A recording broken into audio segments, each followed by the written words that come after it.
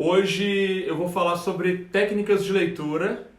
Camila foi minha aluna lá do curso de proficiência do Cefet. Muito daquilo que a gente trabalhou no curso eu vou dar um breve resumo hoje e falar algumas coisas bem pontuais em relação à leitura, técnicas de leitura, que aí podem servir para você que vai fazer uma prova, por exemplo, de língua inglesa, ou língua italiana, ou língua alemã, língua francesa ou língua espanhola. No Brasil, a Lê, não sei se ela sabe disso, porque a Lê mora na Argentina. No Brasil, as universidades, quando vão fazer exames de mestrado e doutorado, basicamente temos 5 línguas que a gente usa: inglês, francês, italiano, alemão e espanhol. Então, cada candidato precisa de fazer uma prova. Essa prova ela é feita em língua estrangeira, são textos em língua estrangeira, mas a gente responde em língua portuguesa. Aqui em Belo Horizonte, na UFMG, por exemplo, são 5 questões apenas, mas cada universidade tem um próprio critério, uma própria prova, um formato diferente. E você responde em português, né? Eles, na verdade, querem medir se a pessoa é apta a ler e entender um texto em nível acadêmico e a fazer uma tradução, fazer uma paráfrase. Eu vou diferenciar uma coisa da outra hoje em relação a isso.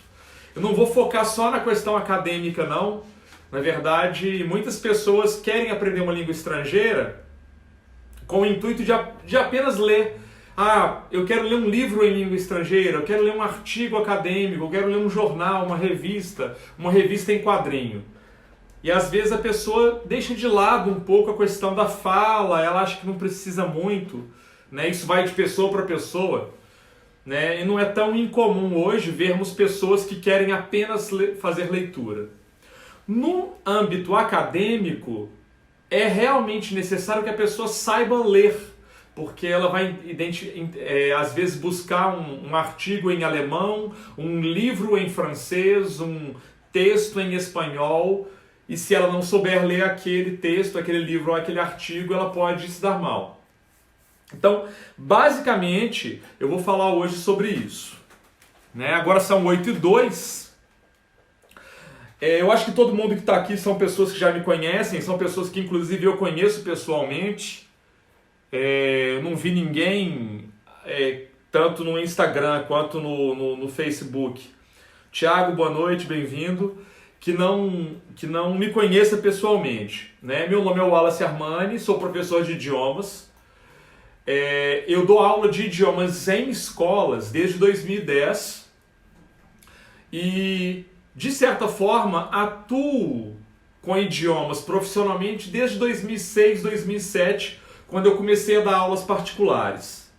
E também trabalho com tradução, tenho uma experiência considerável traduzindo textos técnicos e acadêmicos, tanto da língua estrangeira para a língua portuguesa, quanto da língua portuguesa para as línguas estrangeiras. Eu trabalho basicamente com inglês, italiano e russo, nesse sentido.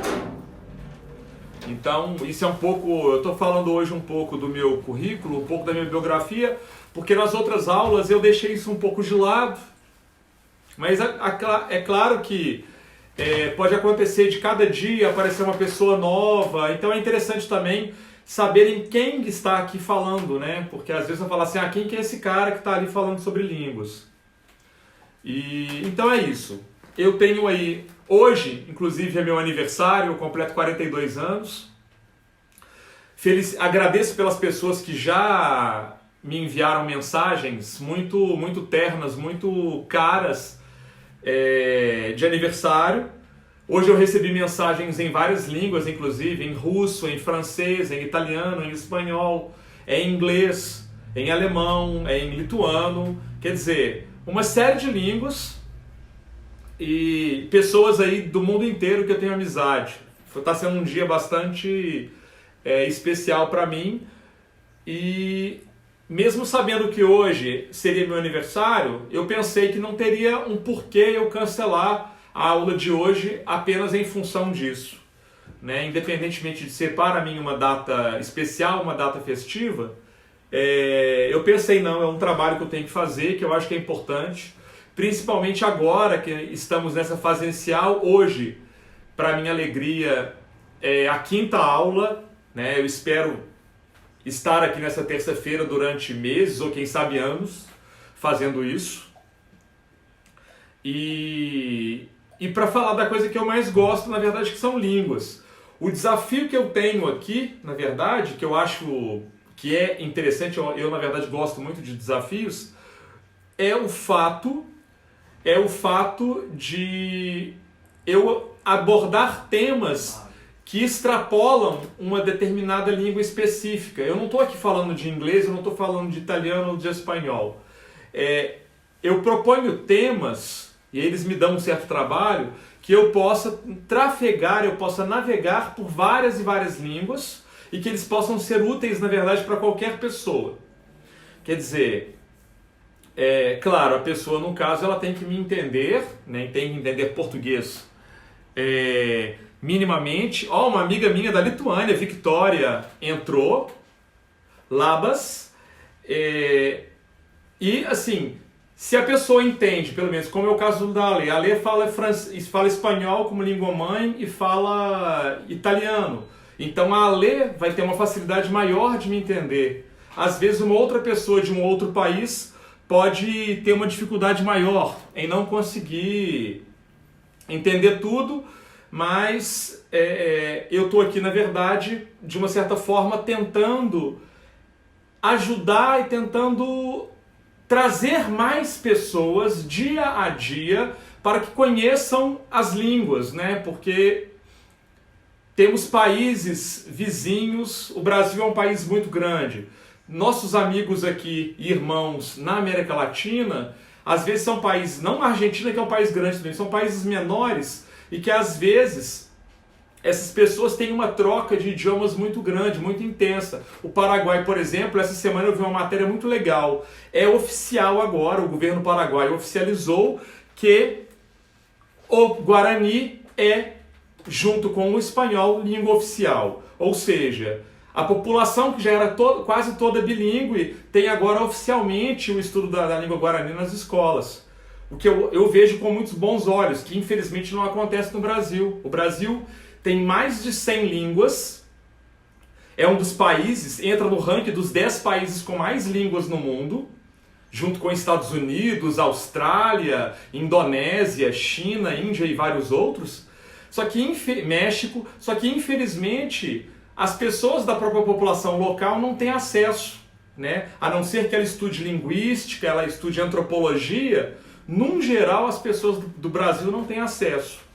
Países pequenos, né, dentro da Europa, no caso da Lituânia, que é de onde a Victoria é nata, é um país pequeno, com 3 milhões de pessoas, mas que é muito comum ver pessoas lá que entendem e falam outras línguas, porque tem comunidades polonesas, comunidades bielorrussas, comunidades russas. Então há um tráfego, há uma movimentação muito intensa de pessoas, não só da Europa, mas do mundo inteiro, que vêm e vão e que falam essas línguas. Então o intuito meu, na verdade, com esses vídeos, com essas aulas, é tentar trazer mais próximo das pessoas que possam me entender, me entender falando em língua portuguesa, essa proximidade com as línguas. Quer dizer, por que as pessoas, no caso mais do Brasil inclusive, não estão estudando línguas estrangeiras? É um fator econômico? É um fator social? O que acontece que essas pessoas às vezes falam, eu não sou capaz, eu tenho um bloqueio, comigo isso é coisa para outras pessoas, é coisa de gente inteligente. Isso são mitos, na verdade, e que eu espero, junto com essas aulas, tentar ao máximo quebrar essa lógica. Como eu posso dizer? Mostrar que isso é mito e que essas barreiras podem ser quebradas. Então, para continuar, na verdade, agora para iniciar a minha fala de hoje, que é o tema técnicas de leitura em línguas estrangeiras, a gente tem mais a pensar a seguinte coisa. Quando a gente pega um texto pela primeira vez, vamos imaginar que eu estou lendo um texto em japonês. Gente, o meu conhecimento de japonês é parco. Só que, tanto num texto em português quanto num texto em japonês, tem alguns elementos que são comuns, que são semelhantes. Um exemplo, datas, números. Eu consigo reconhecer números de telefone, eu consigo reconhecer datas, dias, meses, anos. Então, opa, tem alguma coisa num texto em japonês que eu, um brasileiro que não sabe japonês, já consegue estabelecer certa conexão. Agora, claro, o japonês é um caso bem radical, né? Bem assim, distante, é como se fosse o chinês. Se eu fosse... tem umas pessoas cumprimentando, que entraram depois. O Altamiro já estava aqui, o Breno foi meu aluno, Diego Pontes, good evening, seja muito bem-vindo. Quem mais? Enfim, aqui no Instagram tem algumas pessoas também. Então, saindo da questão do japonês, desse exemplo que eu peguei, se eu vou para um texto, por exemplo, em latim ou em grego, olha que interessante. Estou aqui falando de línguas mortas, tá? Eu estou falando de grego, no caso grego clássico.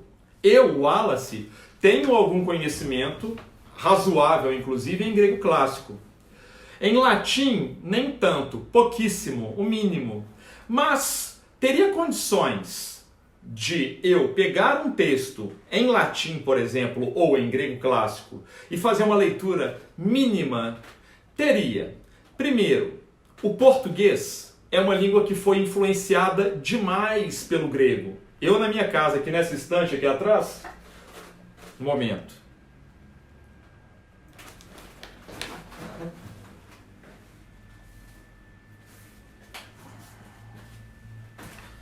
É legal eu pegar e mostrar para vocês.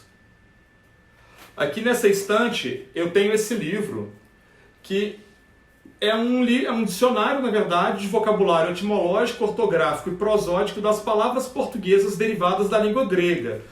Olha só o tamanho disso.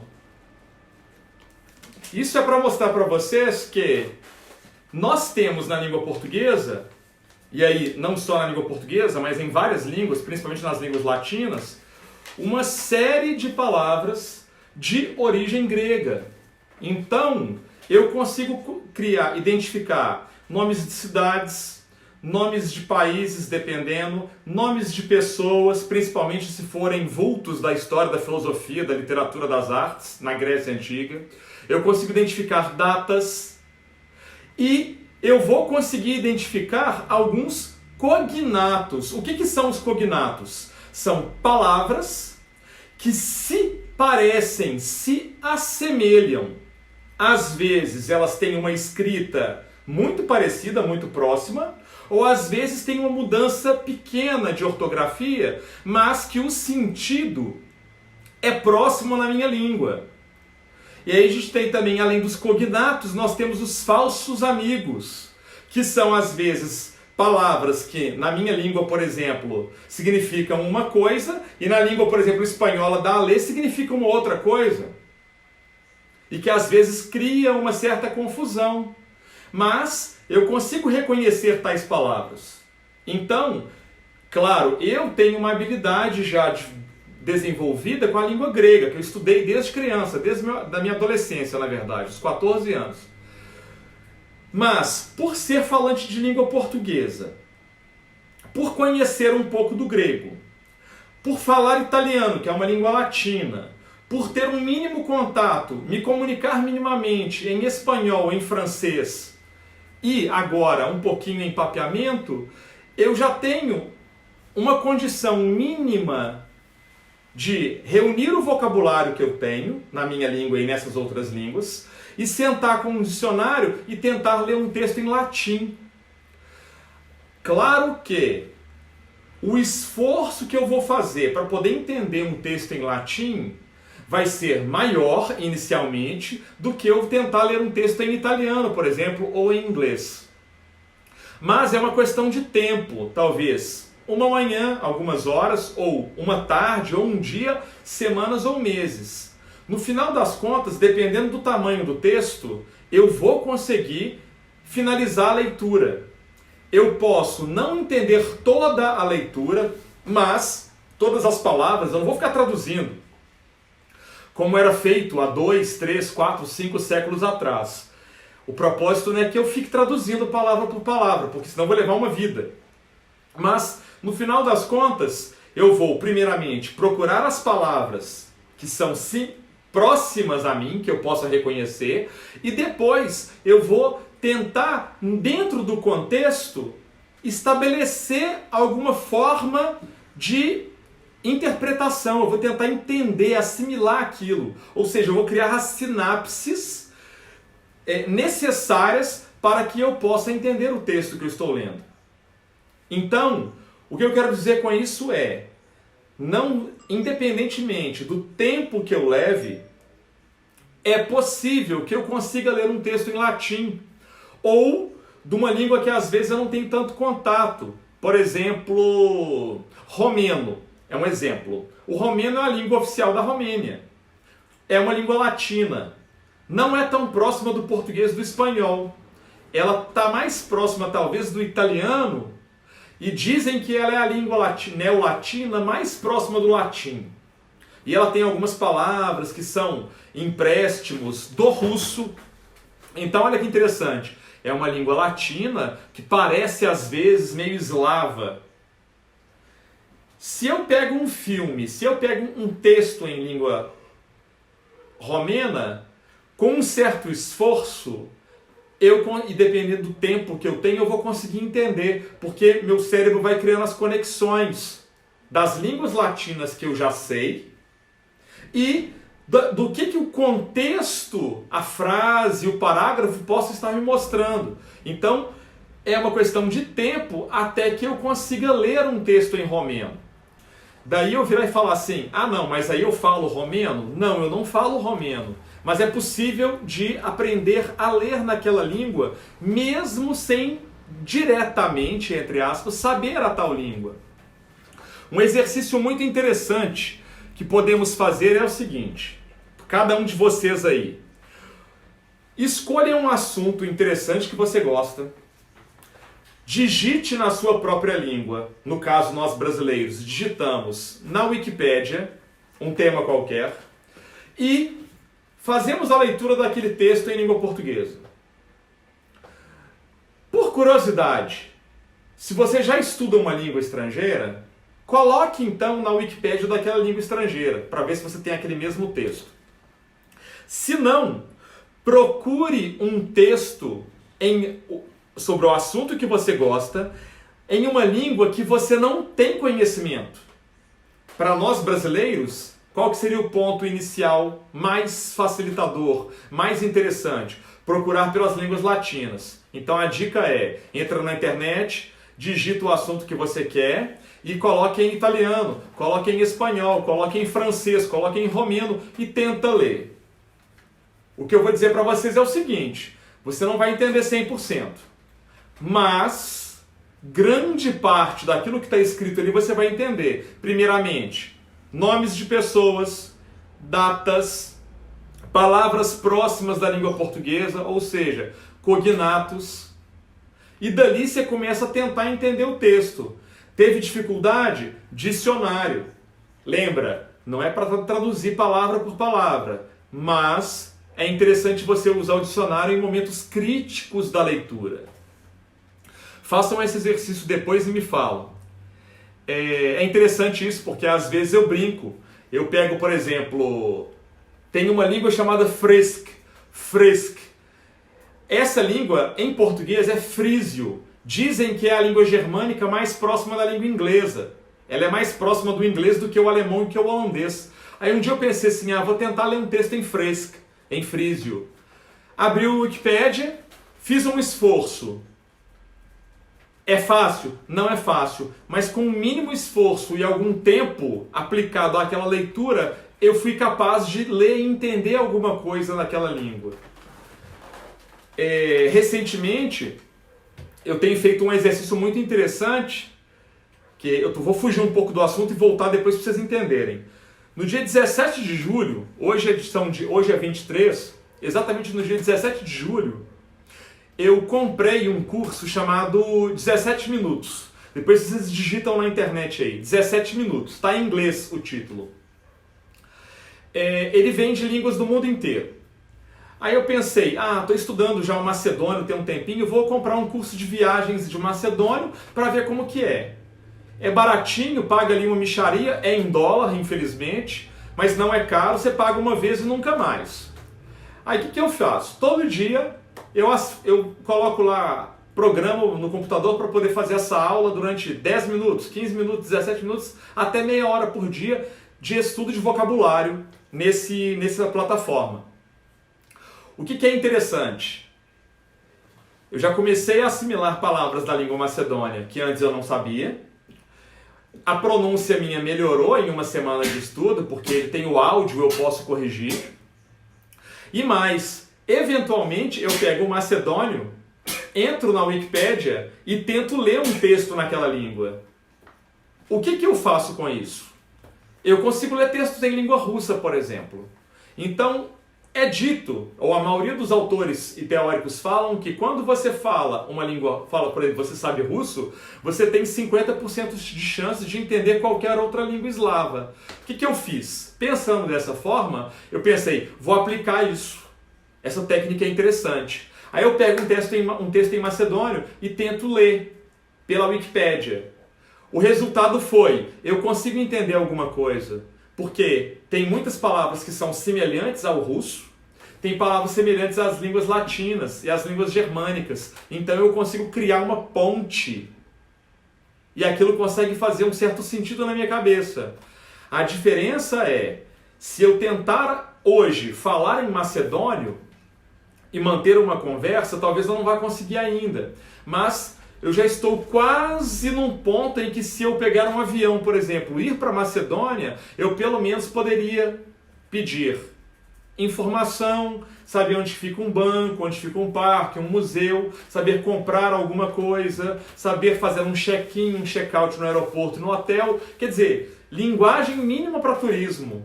E isso, assim, uma velocidade um tempo muito curto. E assim, numa velocidade absurda. Mas por quê? Porque eu já pulei a etapa primeira de leitura. O macedônio, ele é escrito em cirílico, igual o russo. Então eu não preciso, por exemplo, de entrar naquele processo de alfabetização, que, tenho que aprender um idioma novo, a ler a língua, os caracteres do macedônio, porque são basicamente os mesmos do russo. Então eu já pulo essa etapa, já queimo uma etapa. Então para mim é mais fácil eu já começar fazendo um curso de viagens, por exemplo, do que eu começar um curso do básico, do iniciozinho. Isso é para mostrar para vocês as possibilidades que a gente tem. Hoje, por exemplo, algumas pessoas que estão aqui, elas sabem que eu mantenho contato com...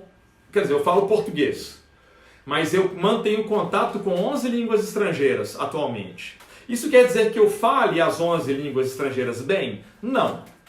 Mas me permite, pelo menos já, ler e entender textos em 8 delas, o que já me deixa bastante feliz. Porque mesmo que eu já não saiba conversar, manter um diálogo, poder viajar, passear, conhecer pessoas e usar o idioma, mas pelo menos já me permite a leitura. E nos outros idiomas eu consigo manter conversas. Então, a Victoria, que é da Lituânia, quando eu estive lá 2 anos atrás, eu conversava com ela apenas em lituano. Era a nossa língua de contato. Então, foi uma experiência muito interessante. Quer dizer que há 2 anos atrás eu falava lituano muito bem? Não, mas eu já era capaz de me comunicar e falar sobre assuntos vários. Inclusive, às vezes eu mantinha conversas com um lituano e traduzia essa conversa para o inglês para uma pessoa que não sabia lituano e vice-versa. Ou eu fazia a ponte com alguém que falava italiano. Então eu falava italiano e lituano quase que ao mesmo tempo, ou simultaneamente. Eu só mudava para quem eu olhava, era uma coisa engraçada, e com o inglês. E eventualmente aconteceu isso com o russo também. Mas eu já tenho a competência de falar algumas línguas. E outras eu pelo menos consigo ler. Então isso já me anima bastante. Porque saber que eu vou conseguir abrir um livro ou entrar na internet, ler um texto e esse texto está escrito numa língua estrangeira é maravilhosa a sensação, né? Eu nem sei qual que é melhor na verdade. É quando eu começo a entender uma língua escrita ou quando eu começo a entender a língua sendo oralizada através dos meus ouvidos e consigo falar aquela língua. São experiências diferentes, são sensações diferentes, mas que são muito interessantes. Para quem quer apenas saber ler numa língua, gente, se você estudar diariamente com afinco, entre 2 a 3 meses você é apto a ler línguas europeias, tá? Eu tenho o Bruno, por exemplo, é meu amigo, o Bruno é professor de francês, ele ensina qualquer pessoa a ler em francês em 3 meses. Ah, Wallace, mas o Bruno está prometendo que ele ensina alguém a falar francês em 3 meses? Não, mas ele te promete a te ensinar a ler em francês durante 3 meses. É possível? É, porque são técnicas. Esse semestre lá na Fundação Cefet Minas, a Camila, eu não sei se ela está aqui ainda, ela está aqui ainda. A Camila, ela foi minha aluna lá do Cefet. Muitos alunos dessa turma, era uma turma preparatória para mestrado e doutorado. Muitos alunos da turma não tinham uma base muito boa de inglês. Quando terminou o semestre, eles já tinham condição de fazer uma prova. Alguns desses alunos, inclusive, fizeram prova e passaram. O que para mim foi sensacional, foi uma ótima notícia. Saber que, nossa, eu de certa forma contribuí para que uma pessoa pudesse fazer uma prova dessa natureza. O interessante é que, uma dica que eu dava para o pessoal no curso era, se você tem, por exemplo, um texto com 5 parágrafos, o que a gente faz? Primeira coisa, leia o primeiro parágrafo. Camila deve lembrar disso. Segunda coisa, leia a primeira frase do 2º, 3º e 4º parágrafo. Só uma receita de bolo. Terceira coisa, leia a última frase do 5º parágrafo. Repetindo. Primeiro, leia o primeiro parágrafo inteiro. Ali está a introdução. Já entende o texto vai falar sobre o quê? Parágrafo 2, 3 e 4 é o desenvolvimento do texto. Leia apenas a primeira frase de cada um desses parágrafos. Você já vai entender o que está sendo dito, ou o que está sendo proposto para cada parágrafo. E o último parágrafo é a conclusão. Leia a última linha, a última frase. Porque ali o autor vai dar o fechamento do texto, a conclusão do texto. Quando você faz isso, fica muito mais rápido o seu entendimento. Agora vamos trazer isso para o campo prático. Você está diante de uma prova. Essa prova é uma prova de concurso, é uma prova para uma faculdade, é uma prova para uma escola, para pegar a vaga numa empresa, independentemente do que seja. Geralmente vai ter um texto e vai ter umas perguntas. Podem ser fechadas ou abertas. O que você faz? Primeiro parágrafo, lê inteiro. Segundo, terceiro e quarto, lê só a primeira frase. Último parágrafo, leia a última linha, última frase. Se o texto tiver mais de 5 parágrafos, não importa. Considere que o primeiro é a introdução, lê ele inteiro. O último, a conclusão, lê a última linha. A última frase, quer dizer. E os do meio, se tiver 100 parágrafos, não importa. Do segundo até o de número 99, você vai ler a primeira frase de cada um. Entenderam? Acho que fica claro e quem puder anota isso porque é uma dica assim, de uma sacada de mestre e essa vale para a vida toda.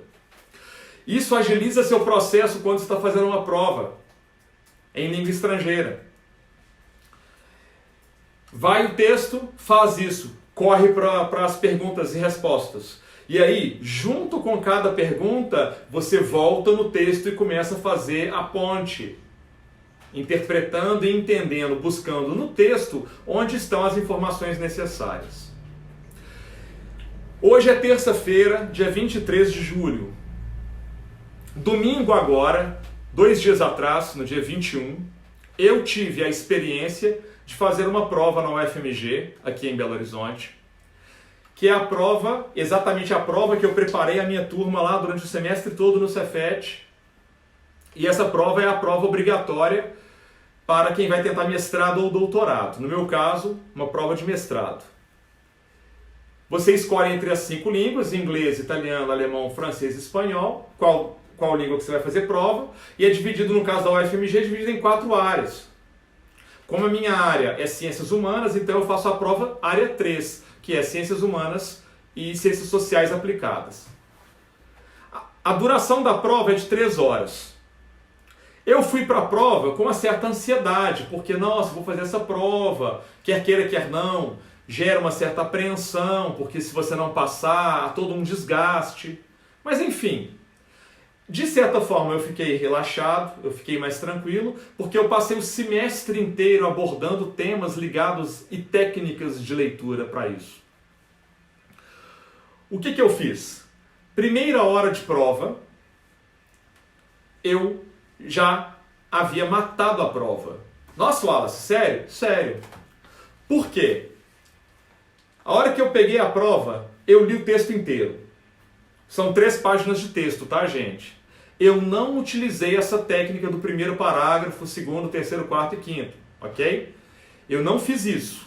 Por quê? Porque eu já tenho uma leitura em língua estrangeira mais acelerada. Então eu consigo ler um texto, por exemplo, em inglês, independentemente da natureza do texto, pode ser tanto literatura quanto texto acadêmico, eu já tenho uma velocidade considerável. Se tratando de um texto acadêmico, eu já consigo ter uma habilidade maior porque são textos que eu estou acostumado a ler no meu dia a dia. E eu trabalho, inclusive, com preparatório para esse tipo de prova. Então, o que eu fiz? Li o texto do início ao fim.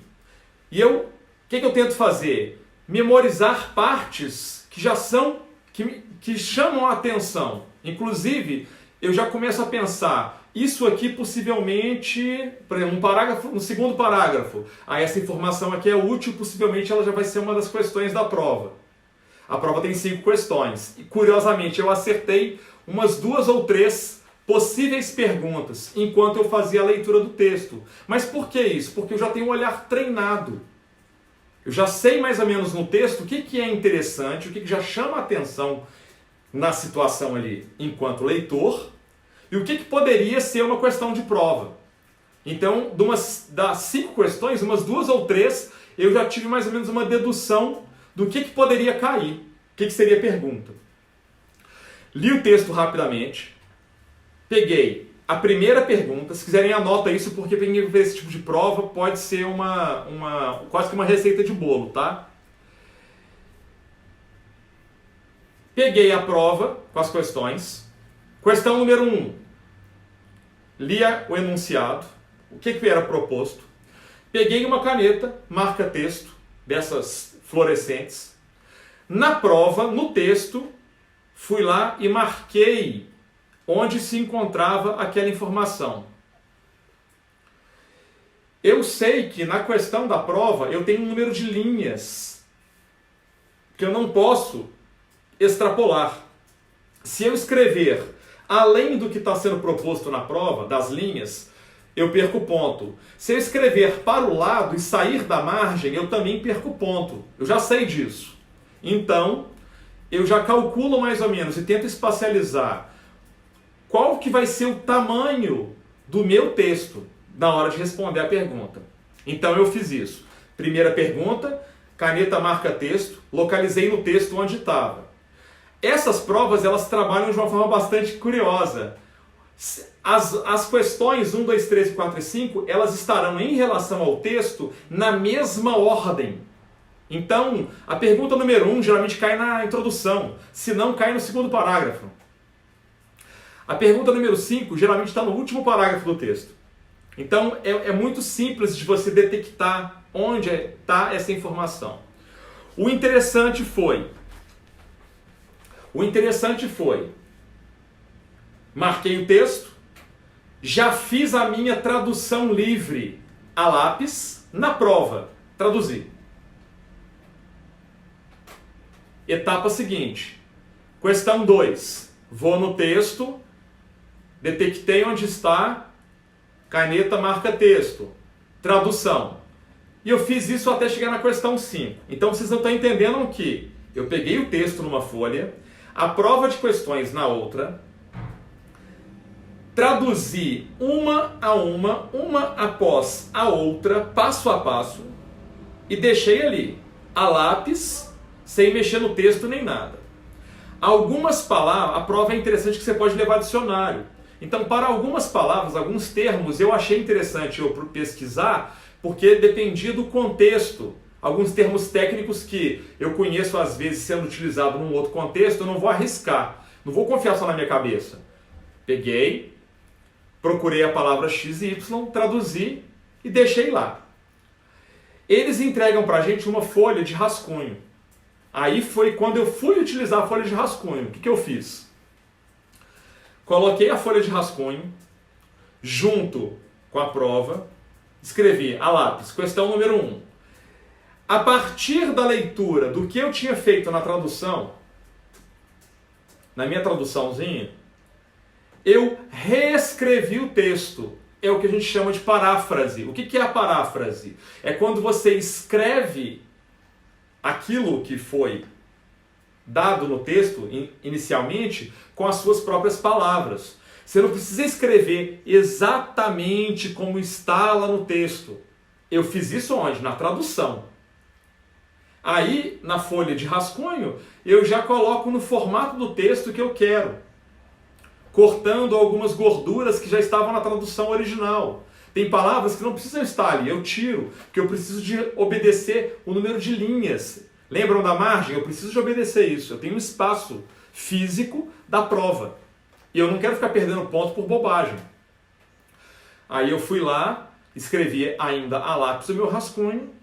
A partir daquele momento, eu volto à prova, apago com borracha a questão número 1 e escrevo a caneta, porque a prova só pode ser feita a tinta. Se você escrever lá a lápis, você é desclassificado. Então isso é no Brasil todo, tá, gente? Escrevo a caneta com a letra mais legível possível. Minha caligrafia não é boa, ainda mais que eu escrevo muito rápido, não dá muito certo. Aí eu escrevi calmamente, questão por questão. Ou seja, eu fiz isso com cada questão. Quando terminou, verifiquei o tempo, eu gastei 2 horas. A prova tem 3 horas. Então eu basicamente fiz a prova em 1 hora, que era leitura e tradução. A outra hora eu utilizei para reescrever, fazer a paráfrase no rascunho e apagar o original e escrever a tinta nas perguntas devidas. Com isso eu fiz o quê? Eu ganhei tempo e não fiquei nervoso. Fiz a coisa de uma forma bastante tranquila. Isso para mim foi muito bom, porque terminei a prova, levantei e fui para casa. Claro que eu poderia ter feito essa prova em 3 horas, se eu achasse que era necessário, mas eu vi que não precisava. Então a dica que eu dou é, se preparou para uma prova dessa, leva seu dicionário, leva lápis, leva borracha, leva caneta, leve uma caneta marca texto e faça isso que eu falei. Leia o texto rapidamente, já procure a primeira pergunta, marque com a caneta tinteiro, marca texto, já faça a tradução para você ganhar tempo. Algumas pessoas que estavam à minha volta, eu percebia isso, eu vi que elas já estavam preocupadas em traduzir uma após a outra, desenfreadamente. Sinceramente, não aconselho a fazer isso. Pode funcionar para algumas pessoas, mas é legal você se fixar, focar naquela pergunta para fazer o exercício calmamente. Isso foi uma experiência minha e que eu queria, sem dúvida, hoje compartilhar com vocês, né? Porque eu coloquei em prática tudo aquilo que eu ensinei para os meus alunos durante o semestre inteiro no Cefet, esse semestre, e que alguns alunos meus já aplicaram. Eu espero que As pessoas que venham a fazer esse tipo de examinação, já coloquem isso em mente, porque de uma faculdade, uma universidade para outra não vai mudar muito não. E se isso cair num concurso público, por exemplo, Itamaraty, que tem que fazer as provas de inglês, francês e espanhol, são provas difíceis para se tornar diplomatas, pensar nisso também, porque você tem 13 idiomas, não é só mais um.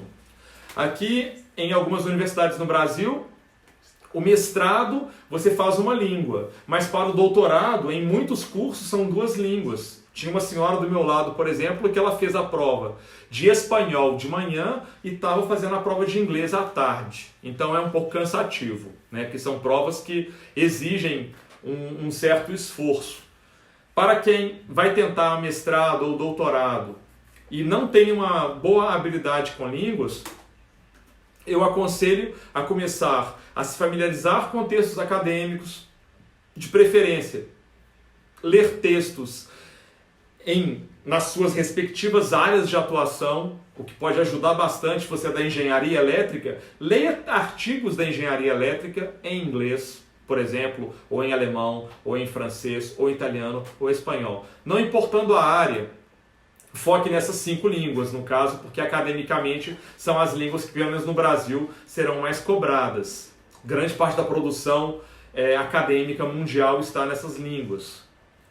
E claro, se você puder, comece a ler textos na internet, independentemente de serem acadêmicos ou não, leiam textos sempre de coisas que vocês já sabem alguma coisa. Gosta de futebol? Leia sobre futebol. Gosta de direito? Entende de direito? Leia algo em relação a direito. Geografia, história, política, economia, física, química, educação física. Não importa a área.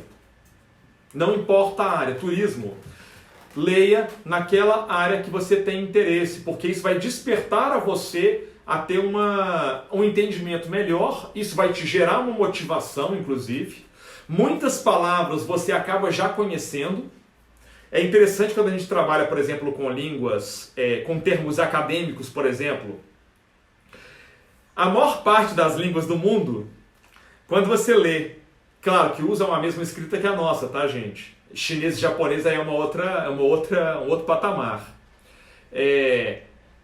Italiano, inglês, alemão e várias outras, elas usam vocabulários, termos muito parecidos entre si quando falamos de coisas acadêmicas. Por exemplo, todo mundo que estuda direito, ou que estuda negócios, ou que estuda física, matemática, normalmente usa no mundo inteiro as mesmas palavras, os mesmos termos, os mesmos conceitos. Ou seja, as mesmas terminologias. Isso te ajuda a entender melhor o texto, te aproxima do texto. Claro, gente, dicionário. Ó, eu uso dicionário físico. Aqui, ó. Eu coleciono, eu tenho aqui mais de 170 dicionários na minha casa. Só de língua russa são 26, de língua inglesa uns 20, italiano uns 18. E aí vai, de grego eu tenho 8, latim uns 5. Então eu tenho vários. Que eu uso eles, inclusive, para trabalhar com tradução, para dar aula, para preparar uma aula, para ler um texto. Agora, não tem internet, dicionários online, aplicativos. Mas a gente tem que começar a criar esse hábito. Não sei uma palavra? Busco no dicionário. Tá? Então, basicamente, o que eu tinha para falar era isso. Eu queria focar isso hoje. Eu quero saber de vocês se vocês têm perguntas, comentários. O que vocês estão achando da aula? Para mim isso é muito importante saber. O que eu tenho que melhorar, o que eu tenho que modificar. Hoje é a nossa 5ª aula ao vivo e isso para mim também é muito interessante porque muda muito a dinâmica. Eu vou para uma sala de aula, é uma coisa. Aqui eu estou totalmente aberto, porque pode ter pessoas de qualquer lugar do mundo, inclusive, como eu vi, que pode assistir e não entender alguma coisa, falar alguma coisa, não gostar de uma coisa. E vocês aqui estão em tempo real comigo, vocês podem perguntar e interagir. Ok? Alguém tem pergunta, comentário? Deixem aberto aí. Eu não sei quais pessoas que estão aqui.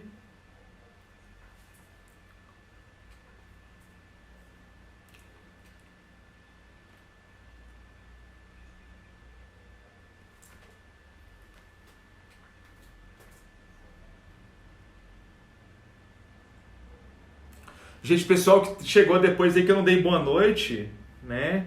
Fiquem aí cumprimentados, porque às vezes aqui eu tenho que ter uma atenção. É muito diferente da aula olhando para uma câmera, não é uma coisa muito... Quer dizer, na verdade eu estou criando esse hábito, né? Transformando em rotina, não era algo comum para mim, não.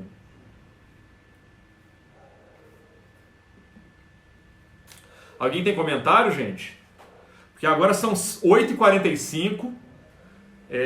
Lembrar que eu comecei mais ou menos 8h05, então já tem 40 minutos que eu estou aqui falando. E aí lembrar para vocês que tem o site, que é o www.wallacearmani.com.br. Quem não conhece o site, por favor, vai lá, conheça o site. Depois, se quiser, me fala, se gostei ou não gostei. Eu proponho para quem é cadastrado no site atividades que têm um caráter pedagógico e, ao mesmo tempo, essa questão de querer aproximar as pessoas do estudo dos idiomas, né? Tentar trazer as pessoas para mais perto das línguas e mostrar que línguas estrangeiras não são coisas tão cabeludas, não são monstros. Então, assim, eu proponho atividades e essas atividades elas são enviadas por e-mail para as pessoas cadastradas no site, que são baseadas nas aulas que eu dou. Então, hoje, como eu estou falando sobre leitura, vai ter perguntas e atividades propostas em relação a isso. A Camila perguntou aqui no Instagram: qual é a dica para treinar a falar a nova língua? Olha, eu vou te falar uma coisa que você vai morrer de rir. Aqui, na verdade, a sua pergunta me abre para uma série de dicas. Primeira coisa que eu faço é a seguinte: eu abro um dicionário. Estou estudando uma língua nova. Aí eu procuro uma palavra no dicionário. Eu não sei pronunciar aquela língua.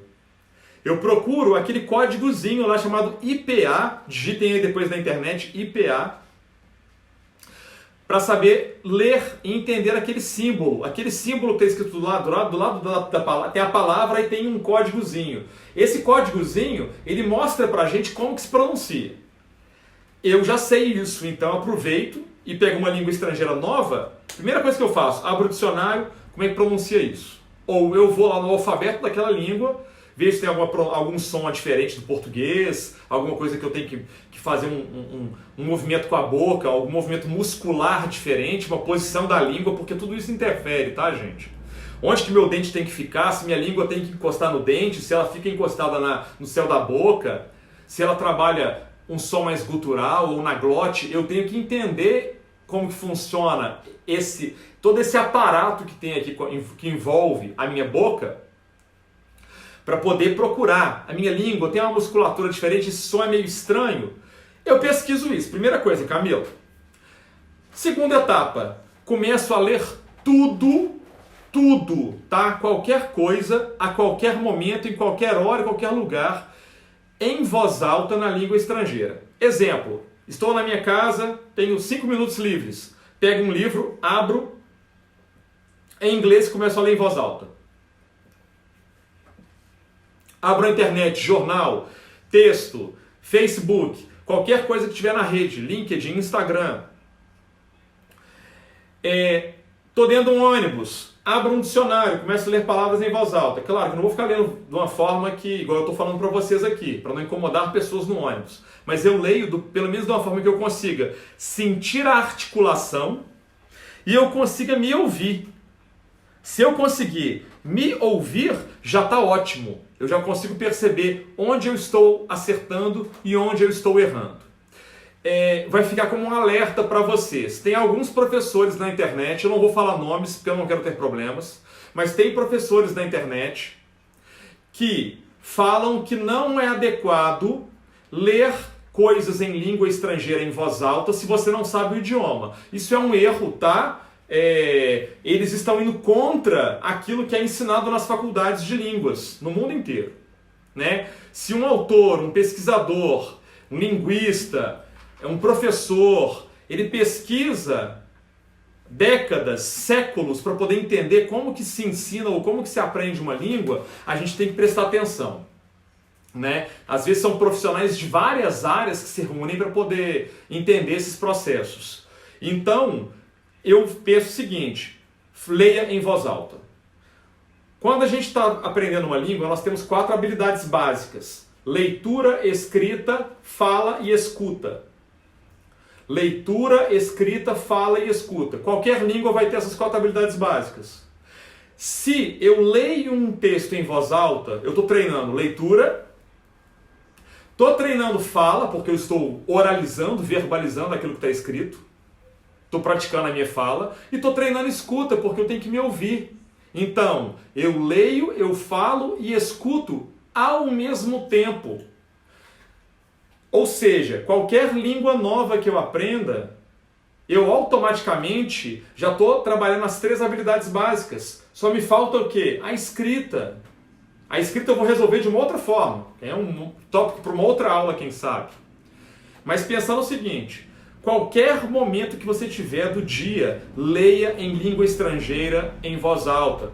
Por exemplo, meu celular. Aqui no meu celular, por exemplo, está em língua macedônia meu Facebook. No computador está em português, mas no meu celular está em macedônia. Para quê? Para eu acostumar com as palavras de comandos do Facebook, como curtir, gostar, gostei, postar, enviar, subir um vídeo. Quer dizer, qualquer informação, palavrinha-chave que está no Facebook ali, no meu aqui está em macedônio. Como é que eu faço isso? Configurações, idioma. Você muda a chave do idioma. Só entrar no seu Facebook aí e fazer isso. Para quem está aprendendo uma língua estrangeira nova, é uma das dicas de ouro. Modifique a plataforma que você usa. Mude o seu celular, mude a rede social. E leia em voz alta. Leia em voz alta. Leia em voz alta. A outra dica.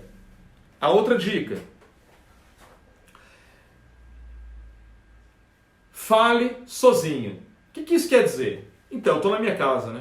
Se eu estiver sozinho, por exemplo, eu invento na minha cabeça um diálogo e começo a tentar conversar comigo mesmo. Ou eu crio um personagem, crio 2 personagens, crio 3 personagens.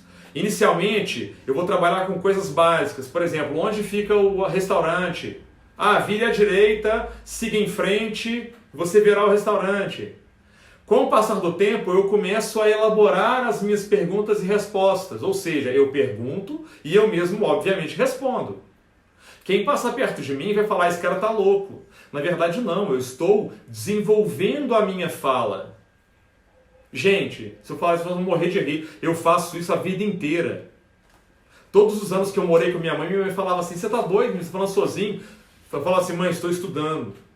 Hoje ela entende, por exemplo, que não, o Wallace fala um tanto de língua maluca aí, mas não é porque eu ficava 24 horas com um gringo do meu lado conversando comigo, não tem como. Ou um professor particular, ou na internet, via chat, via Skype, conversando com alguém. Não, muito do que eu desenvolvi foi sozinho, em casa, treinando a minha fala.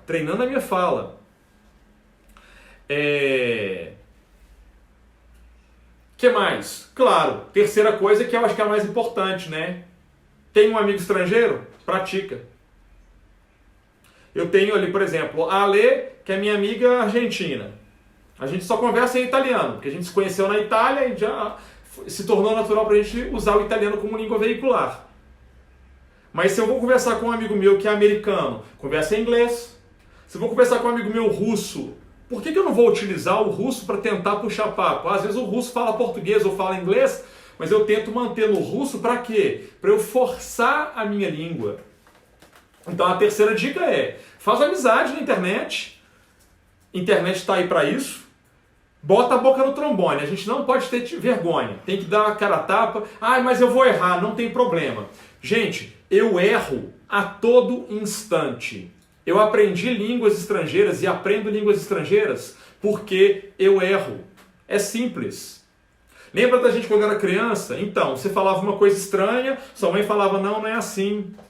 Seu pai falava, não é assim.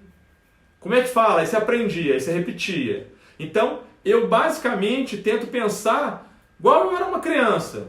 Quando eu aprendo uma língua estrangeira nova, claro que eu sou um adulto, que tenho já um conhecimento de mundo razoável, eu tenho uma certa leitura, eu tenho uma vivência em línguas já razoável, então eu conecto coisas, talvez mais rápido que alguém que vai começar a aprender uma língua estrangeira agora, a primeira língua estrangeira. É diferente o processo. Mas eu penso, tá, o que uma criança faz? Ela ouve, ela pergunta, ela dá uma resposta, inicialmente pequenos comandos, coisas básicas, e depois ela desenvolve um assunto, com o passar da idade, mais avançado. E tentar utilizar essa língua, Camila, diariamente, todo dia, tá? Aí para leitura, para fala, para o que quiser. Galera, tem que lembrar uma coisa, é o seguinte. Semana que vem, terça-feira, 20 horas, aula ao vivo. Então, quem puder, coloca na agenda. Claro, vocês podem falar, pô, o Wallace é chato pra caramba, toda terça-feira fica aguentando aquele cara. Olha, eu tô aqui já, então vocês sabem que eu vou fazer isso. Né? Se tiver uma pessoa, se tiver 100, pra mim vai dar na mesma. Eu vou continuar falando aqui que nem pobre na chuva. Claro que se tiver uma pessoa, eu vou conversar com essa pessoa. Se tiver 100, a interação vai ser maior. Divulguem para os amigos, familiares, colegas de trabalho, colegas de escola. Toda pessoa que você achar que é interessante, que tem interesse em aprender uma língua estrangeira, fala, vai ter uma live assim, assim, assado, essa aula é assim, assim, assado. O Wallace fala umas coisas que podem ser interessantes, podem ser úteis.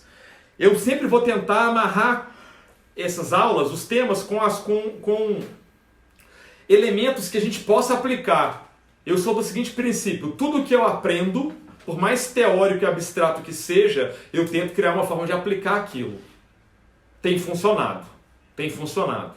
Para todas as coisas que eu estudei na minha vida até hoje, esses 42 anos, muitas delas eu cheguei a dar aula, inclusive. Já fui professor de violino, já fui professor de música, fui professor de artes marciais.